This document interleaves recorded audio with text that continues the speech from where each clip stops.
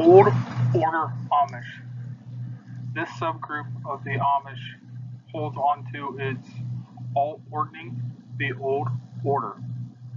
The Old Order Amish defined church in small-scale, local terms, rejecting church buildings, denominational structures, and salaried ministers. Today, the Old Order Amish are small in numbers and the parts are scattered communities. Old Order Amish still rely on older order scribes as the letter writers become known to send news of community members and events, including which household will hold church services.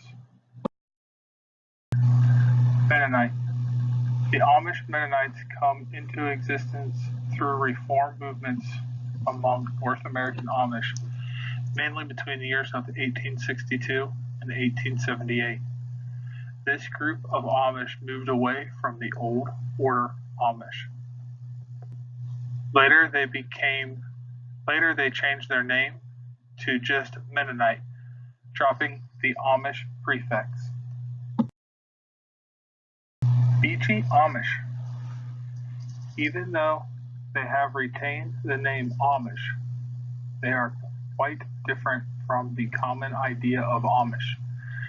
They do not use horse and buggy for transportation. With a few exceptions, they do not speak Pennsylvania German anymore, nor do they have restrictions on technology except for radio and televisions. Today, they are known as Midwest Beachy Amish Mennonites or Old Beachy Amish. They form a loose association of churches without a central governing body. New Order Amish. New Order Amish split away from the Old Order Amish in the 1960s for a variety of reasons, which included a desire for clean youth courting standards, meaning they do not condone the practice of bundling or non-sexual lying in bed together during courtship. Tobacco and alcohol are also not allowed. They also wish to incorporate more evangelical elements into the church, including Sunday school and mission work. Schwarzentrooper. The Schwarzentrooper Amish are the most well-known and one of the largest and the most conservative subgroups of Old Order Amish. They do not fellowship or intermarry with more liberal Old Order Amish subgroups. They speak Pennsylvania German as their mother tongue, as well as English with the outsiders. So for this slide, we're going to talk about the Byler Amish. So the Byler Amish is one of the many Amish settlements located in the Big Valley of Mifflin County, Pennsylvania, which is known for its variety of Amish and Mennonite groups. So the Byler Amish kind of came about from the Samuel B. King split in 1849, which basically what had happened was there was a conservative bishop named Samuel B. King who had warned against the use of rubber tires on buggies and was accused of giving sermons that were too long, which to some members of this particular congregation felt that was a pride issue. And so because of that, he was removed from his ministry duties. And so there was a group of people who sided with Samuel B. King and decided to form their own kind of group. And so there were other mounting tensions and other issues over technology and dress, which also led to the more conservatism of the Byler Amish. And so they are distinguished by their yellow buggy tops. They're also nicknamed yellow toppers because of this. And so kind of some of the more notable characteristics of the Byler Amish, even though they might dress in traditional Amish clothing, the men can wear colored shirts but they have to have only one suspender instead of the traditional two that some Old Order Amish might have.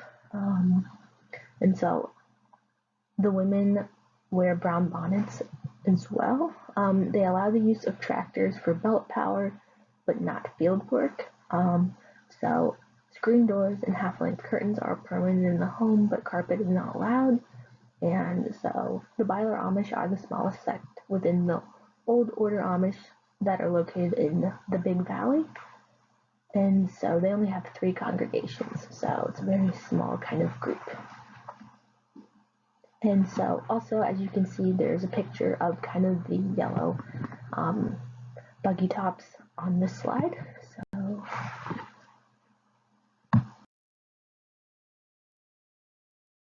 So another group that is in the Big Valley in Mifflin County, Pennsylvania, are the Nebraska Amish. They resulted from disputes within the Byler Amish in 1880. This group gets its name from an Amish man named Yost B. Yoder, who was a bishop from Nebraska and kind of helped them get started. They are the largest and fastest growing Amish group in the Big Valley. They are known as the White Toppers because of the fabric they use for buggy roofs that are not dyed. Kind of some more distinctions between the Nebraska Amish and other Amish groups is that the men wear white shirts and wide brim hats. They also wear black jackets and pants. Belts and suspenders are forbidden, and their hair must cover their ears. And houses and barns are not to be painted any color, so they are definitely Old Order Amish with some very strict conservative kind of rules. And so the women wear long, dark dresses, and the Nebraska Amish are one of the few Amish groups that do not allow the women to wear any type of head covering. They also do not permit screens, carpet, or curtains in their homes. So for this slide, we're going to talk about the PG Amish, which is another group of Old Order Amish in Mifflin County, Pennsylvania, alongside the Byler and the Nebraska Amish. So this group kind of rose over baptismal disputes between Bishop Abraham Peachy and Bishop Solomon Byler in 1859.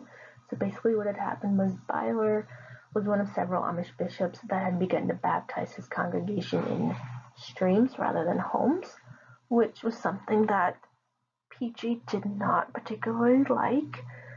He actually preferred the traditional method of house baptism. In 1861, it became clear that this conflict could not be resolved between the two groups, so the districts agreed to discontinue fellowship with each other. And so through that, Peachy's group became known as the PG Amish. This group still practices shunning and other rules of Old Order groups, but they have less strict rules on dressing and home commodities. And so kind of some of these examples that kind of distinguish them from different Amish groups would be that men only wear one suspender and women wear black bonnets. Homes are allowed to be painted white and barns are typically painted red. Carpets, half-length curtains, and screens are found in homes, and indoor plumbing is permitted. And so they are also known as the Reno Amish or blacktoppers because of the black top on their buggies, which is seen in the picture on the slide. So we're going to talk about the Tobe Amish on this slide. So they are a part of Maine Old Order Amish. And so they split from the Troyer Amish, who split from the Schwartz and Trubers. And so basically what had happened was a minister, Tobias Holstler, was accused of dishonorable business practices. And so he split from the Troyers, and basically his following consisted of extended family members. There was only about 5 to 6 nuclear families. And so in In 1967, there was another split within the Tobe Amish, which led to the founding of New Order Tobe Amish and Old Order Tobe Amish.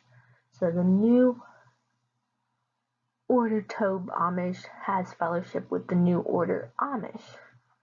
And so they allow the use of tractors for farming and electricity and telephones in the home. However, unlike some New Order Amish groups, they don't hold Sunday school and remain more conservative in dress. They reject the use of the ban and rarely excommunicate a member or shun a member if they leave. So for our final Amish subgroup, we are going to discuss the Swiss Amish. So the Swiss Amish are a minority group within the Amish faith. They came to America from Switzerland and settled in Indiana rather than Pennsylvania. And Allen and Adams County in Indiana have the highest population of Swiss Amish in the United States. Because of the differences in language and cultural practices, the Swiss Amish have maintained a separate distinction from other Amish groups. And so some of these differences include language.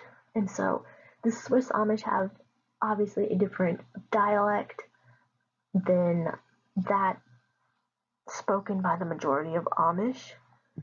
They have a certain yodeling custom that echoes back to Switzerland.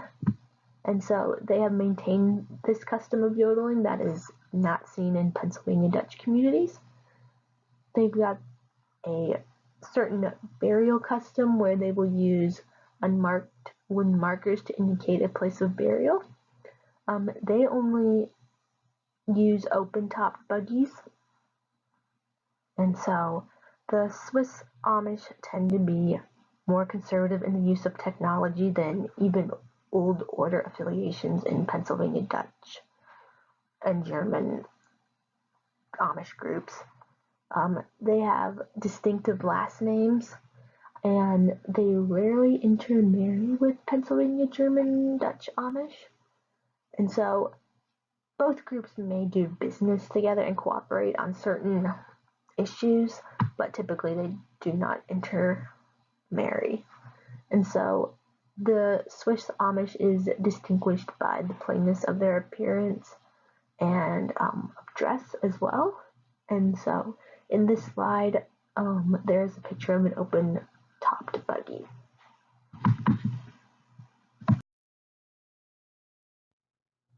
So our first question that you guys had asked within the discussion post is which Amish subgroup is currently the biggest? So it can be difficult to identify which Amish group has the largest population. However, Lancaster County, Pennsylvania has the largest number of Amish settlements, which is 39,255 Amish in total within that number of settlements. The Lancaster affiliation is home to 291 church districts. And so the best way to answer this question that due to the information that we could find, according to Craybill, the vast majority of Amish subgroups fall between the Schwarzentroopers, which is like the very conservative Amish group, and they make up about 7% of all Amish affiliations, and the New Order Amish, who make up about 3% of the Amish groups. Question number 2, what are the rituals that the Amish partake in while on vacation? So the Amish vacations reflect a simple and close participation with nature and each other. So it is quite common for Amish families to build community with each other while doing some sort of nature activity such as fishing or visiting a national park. And so some liberal groups plan trips that mix recreation with business or family activities. Visiting other settlements is quite common among the Amish. Some may travel to tourist destinations by renting a van and a driver to take them to see a national park or monument on their way to visiting a settlement. So there's that example of mixing recreation with business or family activities. Some bus operators have developed multi-day bus tours of scenic areas for Amish customers.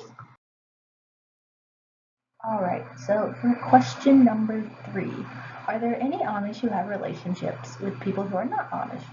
So the Amish do not allow the marriage between a member and a non-member.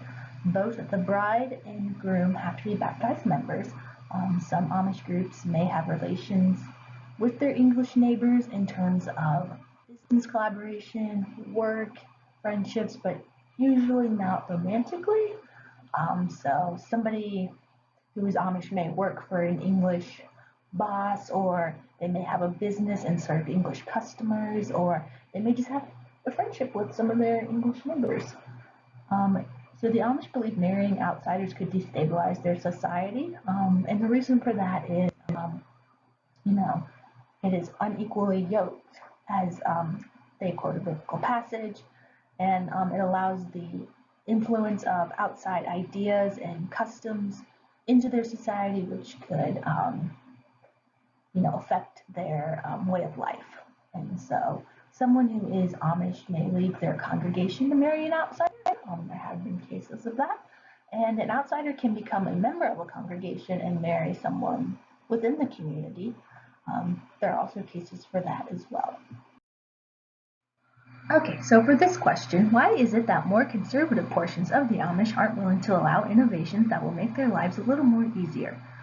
So there is a tradition and religious connotation to the adaptation of technology. So technology and the use of technology is rooted in the idea that the church should keep social distance away from the larger non-Amish portion of society. So a lot of the more conservative groups believe they need to keep themselves separate from the world. And so certain technologies, especially that communication technology like TVs and cell phones, are rejected by them because it could translate the modern world into their homes and kind of bring that into their lifestyle. So the direct exposure to the outside world can modify and change their way of living. The Amish believe technology can disintegrate their traditional way of life and community values. So, technology that reaches across the divide between the Amish and non-Amish world is seen as something that could change how they live and how they operate within their community. So, for example, dishwashers are rejected by some conservative Amish groups because it diminishes the value of collective work. Cars are rejected because it increases the mobility and might unravel the fabrics of relationships in the local congregation. And so decisions such as rejection of electricity and cars kind of shape their identity as well. And so they are definitely, especially those conservative portions of the Amish, would rather stick to their traditions and religious convictions rather than have an ease of life. And so, however, some Amish groups will modify and adapt technology to fit their cultural values and social goals. So instead of using electricity, they might use battery operated kind of things. And so any sort of technology is dependent on the congregation's traditions and the ordinance. And so modifying and adapting technology is generally decided upon whether or not it will help the group or hurt them. Okay, so for question 5, can Amish people marry within other subgroups like Mennonites? Will they be disowned by their church if they do so? So marriage practices vary across groups and settlements. However, all Amish groups practice endogamy, which means the bride and groom must be church members and fellowshipping congregations. So if the subgroup are on friendly terms and have warm relations, then yes, they can marry within other subgroups. But however, if the subgroup, say, is like an old order Amish kind of sect, versus a new order, old order Amish sect, that is most likely not going to happen. Most dating partners come from the same affiliation and subgroups, so they generally don't marry across subgroups. And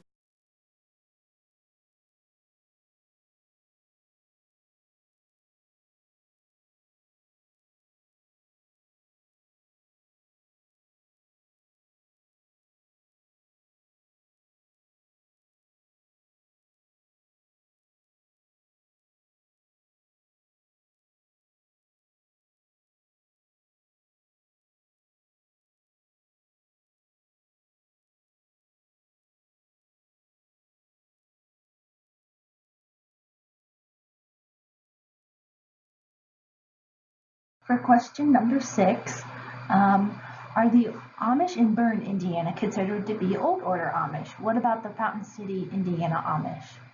So Bern, Indiana is home to one of the largest populations of Swiss Amish who have conservative practices that line up with the old order branch. And so again, if you need to refer back to the slide that we did on the Swiss Amish for more information on some of those conservative practices and unique customs in history that's rooted in their heritage, there is that. And so for the second question, the Fountain City, Indiana Amish. So Fountain City, Indiana is located in Wayne County, home to the Amish settlement that came from Lancaster County, Pennsylvania in 1994. So this group of Amish from Lancaster County moved to Wayne County, Indiana due to cheaper land prices and less crowded roads. And so they maintain traditional lifestyles of the old order Amish. And so, but there's a little bit of a difference. So this group in Wayne County prohibits the growth of tobacco, which is allowed in Lancaster County. So for this question, is the Amish subgroup called Old Order still relevant today? So yes, the Old Order Amish are still relevant today. They are still active. While they may be small and scattered in numbers, the Old Order Amish branch has led to the formation of new Amish groups who have large populations. So groups like the Reno Peachy Amish, the Swartz and Truber Amish all came from the historic Old Order branch. And so some of those ideas and practices of the Old Order Amish are still seen within the subgroup called Old Order Amish and other groups as well. Is the Amish society growing at the same rate it always has? Are the new advances in technology making the Amish society more scarce? So the Amish have experienced dramatic fluctuations of growth within certain affiliations. Craybill in the Amish book that we use for class had found a range of 53% to 171% increase in growth between these 12 affiliations he had examined. And so what they had found was that the most traditional affiliation, such as the Swartz and Truber, are growing faster than the more liberal groups, like the New Order Amish. Even so, many Amish families still support the idea of having large families due to kind of the whole Amish experience of, a rural home setting and the kind of biblical passages that talk about being fruitful and multiplying. Even though there is a shift from agriculture to more industrialized jobs and roles, Amish families probably will still have larger families. It's very unlikely that they will shrink down to the two-child American norm. There may be a decrease in family size, especially in those more liberal groups who have more kind of exposure to the outside world than the traditional groups. And so Factors that may explain growth. Traditional groups tend to have larger families than non-traditional groups. And so they may have anywhere from like 5 to 10 children versus the, more liberal groups that may only have like 4 to 5. So there's definitely a difference in between the amount of children that traditional groups may have. Fewer people leave a traditional affiliation due to isolation from the outside world and living in remote rural areas. And so the traditional groups, again, live in remote areas and have a distinctive separation from the outside world. Generally, these communities stay within each other. They don't have much interaction with the English or non-Amish. And so there's not as much exposure to different, modern technology and things like that. Traditional groups also tend to practice a more strict shunning. It could be like a lifetime kind of shunning until the person who is shunned decides to repent. And so that's kind of a big deters a lot of people from leaving. And advances in technology don't really affect the Amish growth rate as much as we may think. We may not see as many traditional groups due to distinctive separation from the outside world, but there's definitely a increase growth rate within certain affiliations. So for number 9, how many Amish groups are there currently? There are a total of 65 identifiable subgroups, not including 130 congregations that lack a firm relationship with an affiliation. Question 10. Even though subgroups have branched off from the original Amish faith, do they still consider themselves part of one collective faith? So Amish subgroups within affiliations are linked together by informal ties and the Amish identity. It is hinged on the interplay of shared religious markers and symbolic separators. So basically what that means is that Amish subgroups within affiliations are linked together through shared religious beliefs, practices, and similar symbolic separators, such as clothing or thuggies, that separate them from the outside world. And so generally, the terms low and high Amish distinguishes the Amish affiliation from each other. This distinction is based on the restrictiveness of the group's ordinate. So kind of one of the parts of the Amish faith is the idea of having an ordinate, which is one of those shared religious markers. And so both groups share in the Amish identity, however they display their living faith, meaning how they have interpreted certain technology adaptations or ways of life in different ways that both groups might not agree with. So, the lower groups tend to have more restrictions on technology, dress, and other things, and as a way to preserve the old way of being Amish, least those ways be lost forever, while the high group might not necessarily agree with that idea and adopt more technology and still maintain their distinction from the rest of the world. And so informal ties, family relations, common traditions, uniform symbols, and a shared caution of the outside world are key factors in maintaining an Amish identity.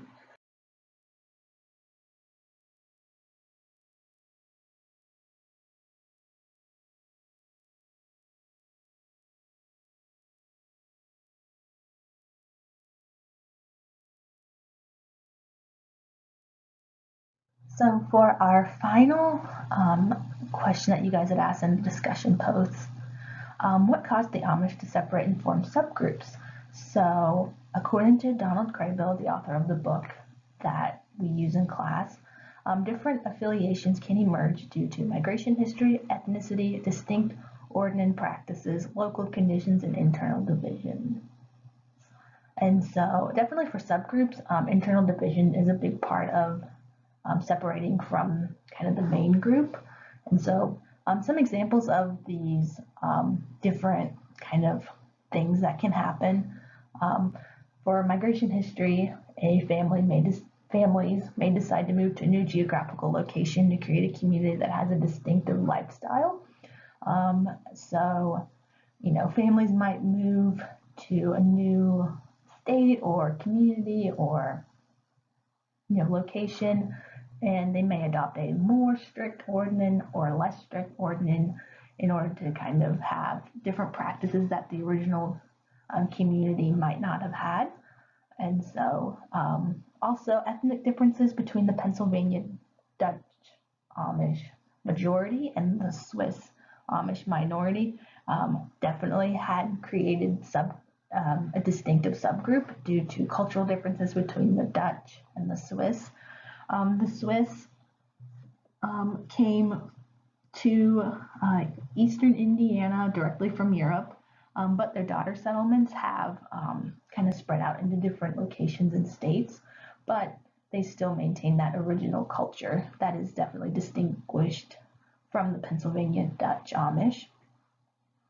And so kind of another thing that can separate and form subgroups or ordinance practices that relate to dress, technology, transportation, and interactions with the non-Amish world.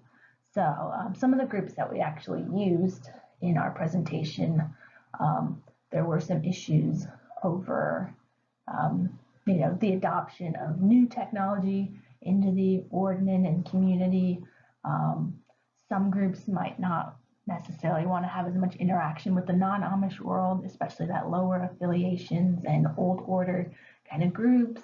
And so that can cause some separation, and some families might decide to adopt that, and so they'll create their own group. And so the political, social, and economic conditions of the local community can also cause separation among Amish groups. So, for example, one group may decide, oh, we kind of need to have more technology so we can, stay keep pace with like our English neighbors in terms of like farming and other farming practices, while the other group is like, no, we need to, stay back to the ordinance and what the ordinance says. And so they might decide to just split and go their separate ways. According to Craybill in the book, local English industries or urban markets in some regions may entice Amish workers and encourage certain occupations and the development of distinctive lifestyles. So, the geographical terrain may also increase the use of certain technologies like tractors for field work. And so this can also have some unrest among Amish groups. And so for that final kind of reason why the Amish may separate and form subgroup is disputes over technology and certain practices. So that is definitely a big one. So the acceptance of a new technology could trigger controversy and dissent within an Amish group. Some people might say, no, we shouldn't have it. Some people might say, yes, let's have it. And so they might just split and go their separate ways and create a new subgroup. In certain practices such as shunning, or Craybill cites a support for emissions activities, could also create controversies and kind of produce a breakage from the original group as well. And so that is the end of our presentation. And so the next slide is works cited that we have.